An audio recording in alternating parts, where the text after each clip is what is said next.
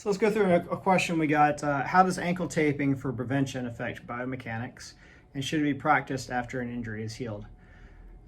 So what we want to look at is, number one, how does ankle taping for prevention affect biomechanics? Well, with the traditional ankle taping, we're looking at kind of three different effects on the body. We have the mechanical support of the taping, we have the neuromuscular effects from the taping itself, and psychological benefits of taping.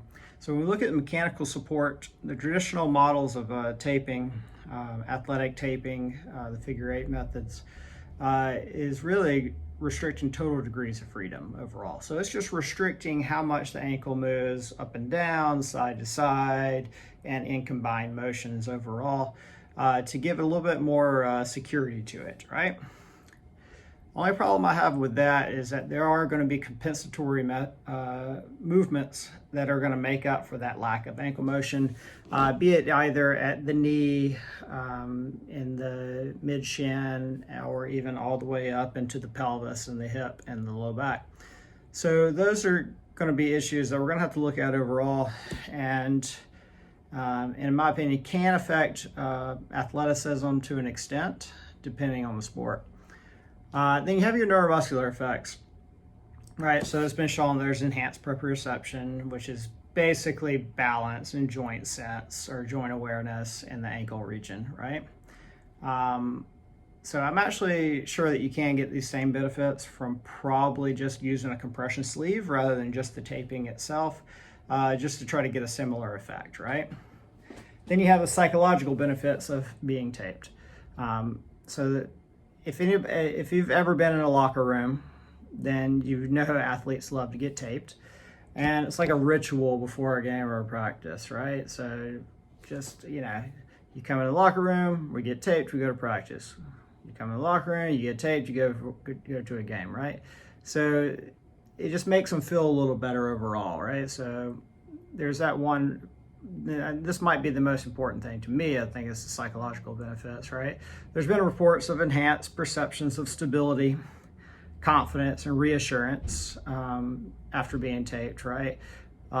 Even though there wasn't any real big objective improvement in their measurements of stability with the taping, right? So it's more of a feel for it.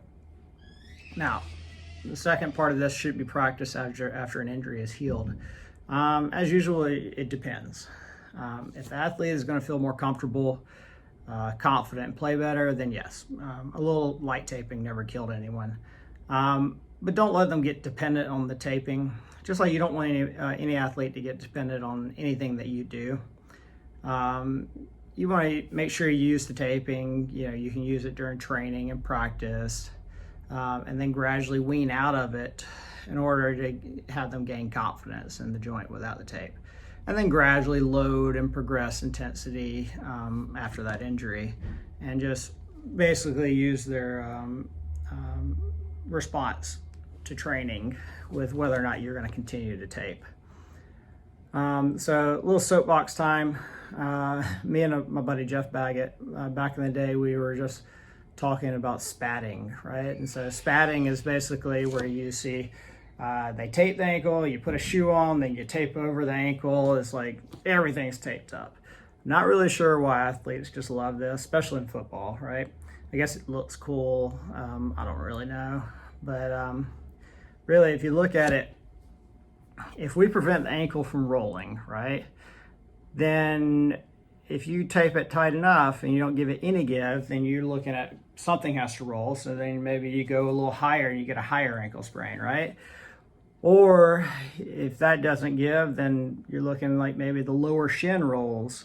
Now we broke our leg, and then maybe the shin's pretty sturdy, and now boom, we go even higher. We have a twisted knee, right?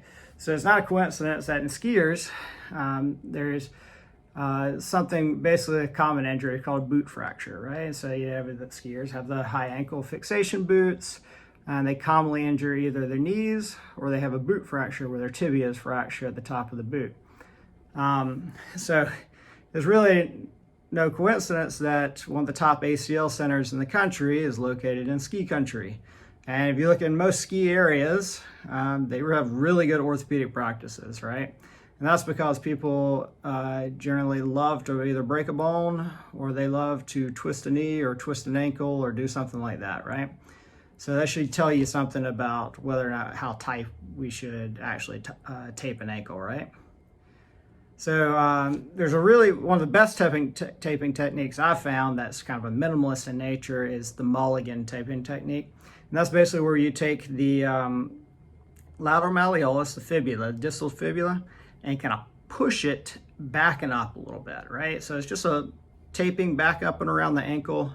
I'll try to post a picture of that, but it's a neat taping technique that's worked really well to kind of alleviate pain from that typical inversion style ankle sprain, the lateral ankle sprain, probably from reducing the pressure on the outside of the ankle and pushing the fibula, creating a mechanical change slightly backwards, right?